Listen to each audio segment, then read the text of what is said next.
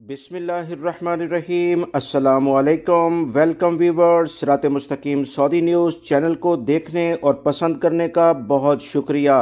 अगर आप मेरे चैनल पर नए व्यूवर हैं तो प्लीज़ मेरा चैनल को सब्सक्राइब लाजमी करिएगा और बेल बटन में ऑल के ऑप्शन को सिलेक्ट कीजिएगा ताकि तमाम वीडियोस बर वक्त आपको मिलती रहें।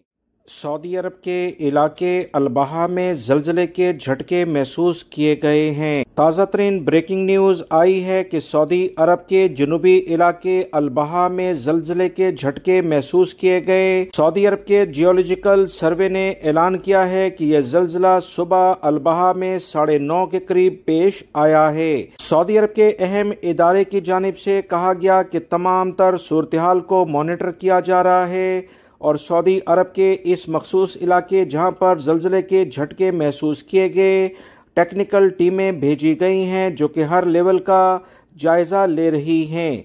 ये एक कुदरती लेवल का ज़लज़ला था और इस बारे में जो ताज़ा तरीन इतलात आई हैं कि अल्हम्दुलिल्लाह अभी तक किसी भी लेवल पर किसी नुकसान की कोई इतलात मौसूल नहीं हुई हैं। सऊदी अरब में साउथ के रीजन में अलबहा से मुतल्लिका जो एक अहम जियोलॉजिकल इदारा है उसकी जानिब से कहा गया कि आज सुबह 9:30 बजे जो ज़लज़ला आया था रेक्टर स्केल पर इसकी शिद्दत 3.62 के करीब रिकॉर्ड पर आई है।